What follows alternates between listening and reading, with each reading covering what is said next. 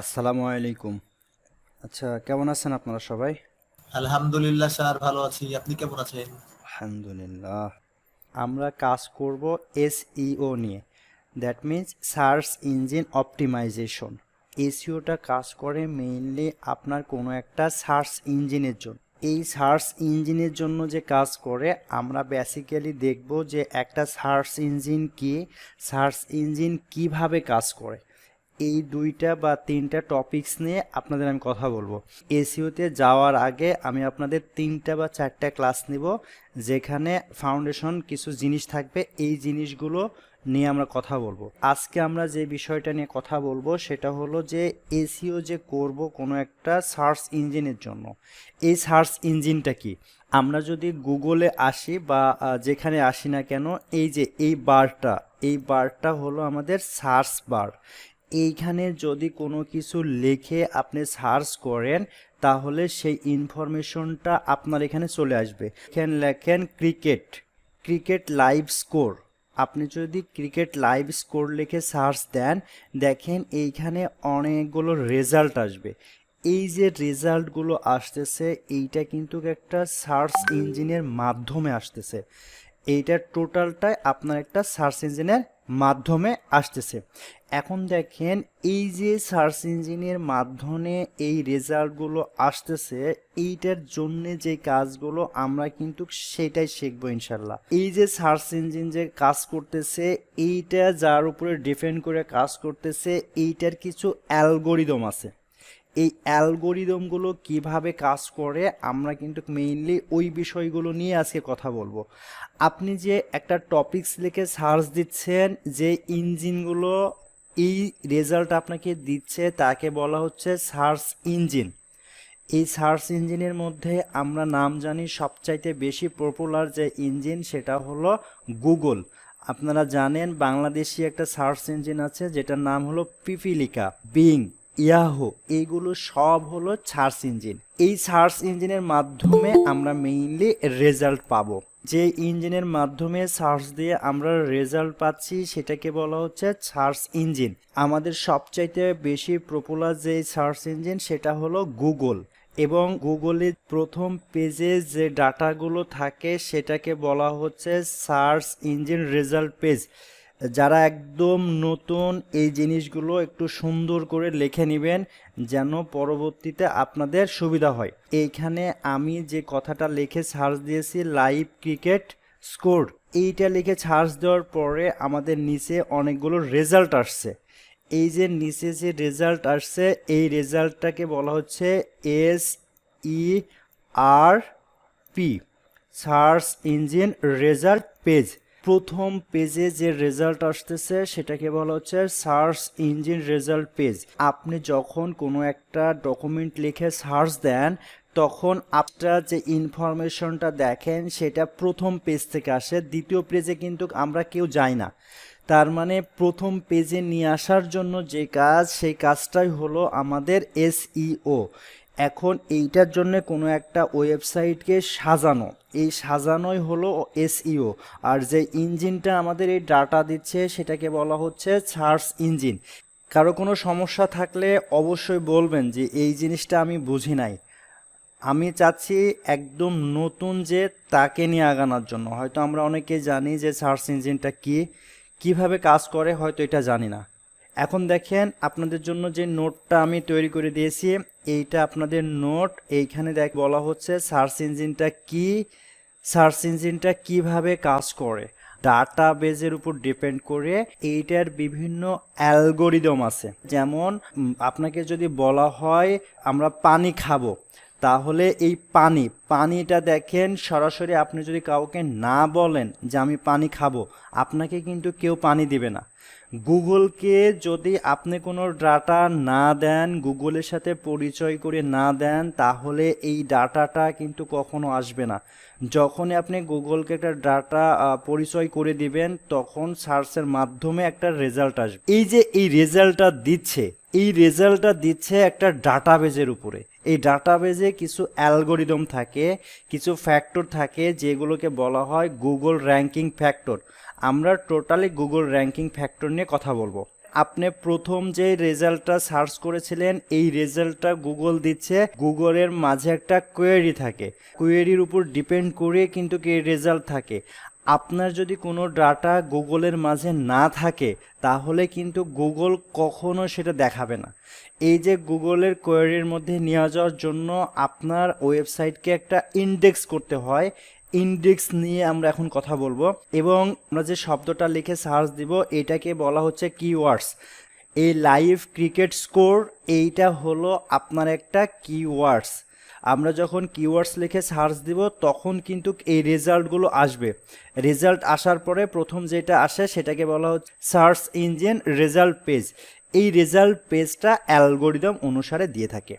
একটা দোকান তৈরি করেন, এই দোকানে যতই প্রোডাক্ট নিয়ে আসেন না কেন, আপনি যদি এই দোকানকে কারোর সাথে পরিচিতি না করে দেন তাহলে কিন্তু এই দোকানের কোনো প্রোডাক্ট সেল হবে না। দ্যাট মিন্স আপনার এই দোকানটা সর্বপ্রথম কিন্তু মানুষের মাঝে একটা পরিচয় নিয়ে এসে দিতে হবে যে হ্যাঁ আমি এখানে একটা দোকান করেছি, তখন কিন্তু আপনার দোকানের বিভিন্ন সেল হবে। আপনার একটা ওয়েবসাইট যখন তৈরি করবেন আপনার কাছে মনে হতে পারে যে একটা ওয়েবসাইট কি, দেখেন লাইভ ক্রিকেট স্কোর লিখে যখন আমি সার্চ দিয়েছি এখানে অনেকগুলো রেজাল্ট আসছে। আপনি যদি এখানে ক্লিক করেন, এই দুইটাতে আমরা ক্লিক করলাম, একটা হলো ক্রিকবাজ আর ESPN ক্রিক ইনফো। এই দুইটাতে যখন আপনি আসবেন এই যে এই পেজটা আসছে এইটাকে বলা হচ্ছে আপনার একটা ওয়েবসাইটের পেজ। টোটাল যে পেজগুলো আছে সব কিছু মিলে আপনার একটা ওয়েবসাইট। এই লাইভ ক্রিকেট স্কোর এইটাতে যদি আসেন, এই যে এইটাকে বলা হচ্ছে একটা পেজ। একটু মনে রাখেন, এই যে আমরা যে স্ক্রল করতেছি এইটাকে বলা হচ্ছে একটা পেজ, এবং আপনি এই যে এইটার মাঝে কিন্তু অনেকগুলো পেজ আছে। আপনি এখানে ক্লিক করবেন দেখবেন অন্য পেজে চলে আসবে, আপনি এখানে ক্লিক করবেন দেখবেন আলাদা পেজে চলে আসবে। এরকম যদি অনেক পেজ থাকে এই পেজগুলো নিয়ে আপনার একটা ওয়েবসাইট। আমি যে এক্সাম্পলটা দিলাম একটা দোকান, এই দোকানের মধ্যে কিন্তু আপনার অনেক প্রোডাক্ট থাকতে পারে। একইভাবে এই ওয়েবসাইটে আপনার কিন্তু অনেক ইনফরমেশন থাকবে। এই ওয়েবসাইটে মনে করেন আপনি বিভিন্ন প্রোডাক্ট নিয়ে লিখতে পারেন। আপনি যদি একটা দোকানের সাথে কল্পনা করেন দোকানে কিন্তু অনেক ধরনের প্রোডাক্ট থাকতে পারে।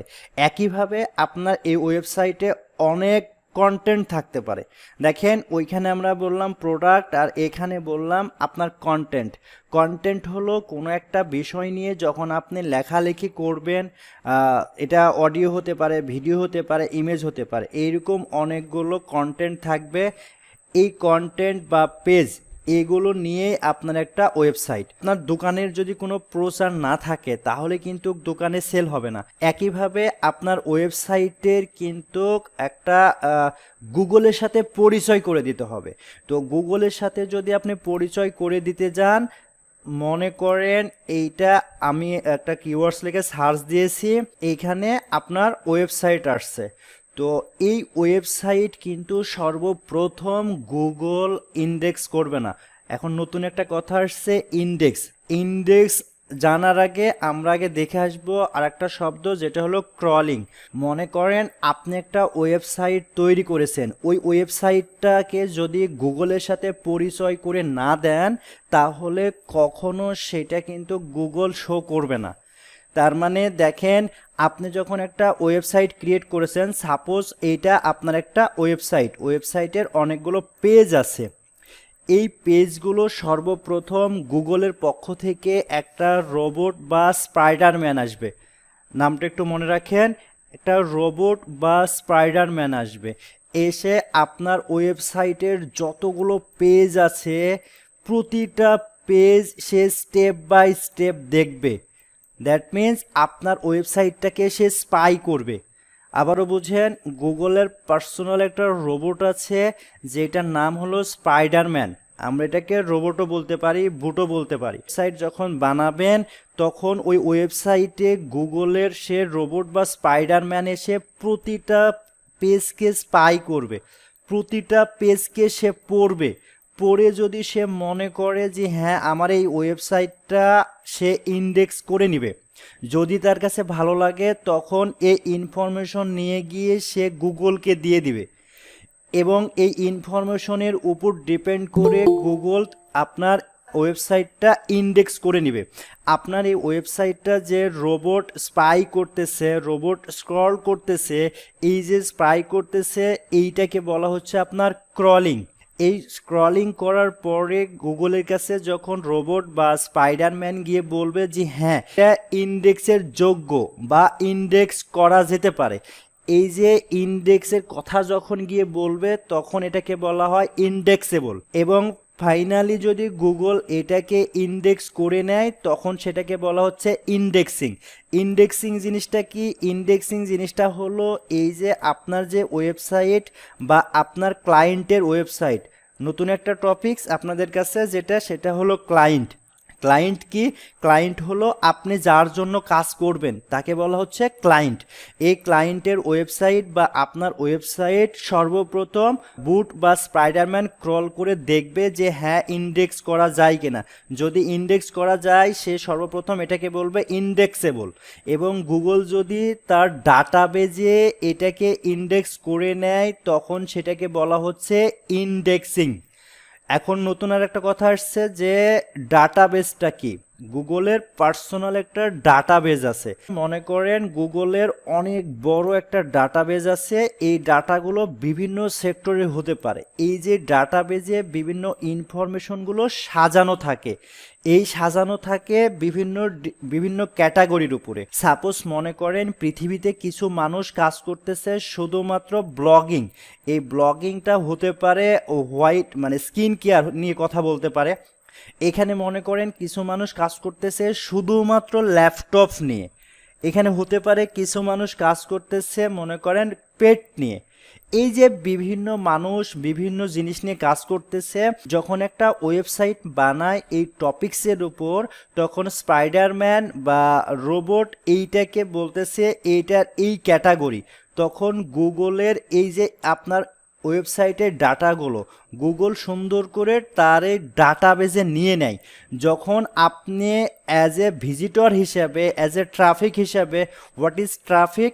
ট্রাফিক হলো আপনি যে একটা বিষয়টা নিয়ে সার্চ দিচ্ছেন, সার্চ দিয়ে কোনো একটা জিনিস পড়বেন, এইটাকে বলা হচ্ছে ট্রাফিক। যখন আপনি কোনো একটা বিষয় নিয়ে এখানে সার্চ দেবেন সার্চ বক্সে, তখন এই সার্চের উপর ডিপেন্ড করে গুগল এই ডাটাবেস থেকে আপনার এই ডাটাটা দিবে।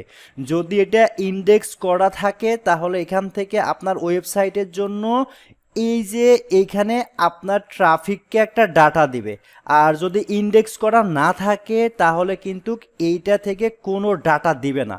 ইন্ডেক্স করার আগ পর্যন্ত যতটুকু ডাটা সে দেখতেছে, স্পাই করতেছে, গুগলের রোবট এখানে স্ক্রল করতেছে, এইটাকে বলা হচ্ছে ক্রলিং। সে স্পাই করতেছে, এটাকে বলা হচ্ছে ক্রলিং। ওয়েবসাইটটা ভালো না মন্দ, ট্রাফিকের জন্য পজিটিভ দিক আছে কিনা, সব কিছু যখন সে দেখতেছে সেটাকে বলা হচ্ছে ক্রলিং। এখন বুঝতে পারছেন আশা করতেছি, এখন ক্লিয়ার? যাক আলহামদুলিল্লাহ। পরে এখানে আপনাদের জন্য অনেক কিছু লেখা আছে, এই জিনিসগুলো আপনারা একটু পড়বেন তাহলে আপনাদের জন্য সুবিধা হবে। এটা নোট আকারে প্রতিটা জিনিসেরই নোট। আমরা দুইটা জিনিস শিখেছি, একটা হলো ক্রলিং আর একটা হলো ইন্ডেক্সিং। আপনাকে কি করতে হবে, শ্বশুরের বাসায় যখন যাবেন আপনাকে কিছু খরচ করতে হবে, ছোট বাচ্চা কাচ্চা যদি থাকে তাদের পিছনে কিছু খরচ করতে হবে। আই থিঙ্ক সব কিছু আপনাকে মেইনটেইন করতে হবে।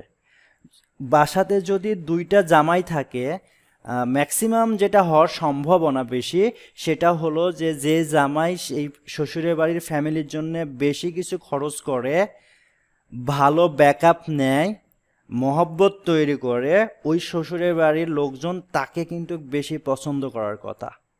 একইভাবে দেখেন, আপনার যখন একটা ওয়েবসাইট নিয়ে আসবেন, আপনার ওয়েবসাইটে সুন্দর কিছু কন্টেন্ট থাকবে, আমরা কন্টেন্ট নিয়ে আরও কথা বলবো, কিছু কন্টেন্ট থাকবে, এইগুলো যখন ভালো হবে, আপনার যখন ব্যাকআপ তৈরি হবে তখন কিন্তু আপনার ওয়েবসাইটটা র্যাঙ্ক। আমরা যখন খেলা দেখি সবাই কিন্তু লাইভ স্কোর লিখে সার্চ দিই, সবাই লাইভ স্কোর লিখে সার্চ দিই, সার্চ দেওয়ার পরে দেখেন নিচে অনেক রেজাল্ট আসছে, ক্লিক বাজ আসছে, ESPN আসছে, এই যে অনেক রেজাল্ট আসছে।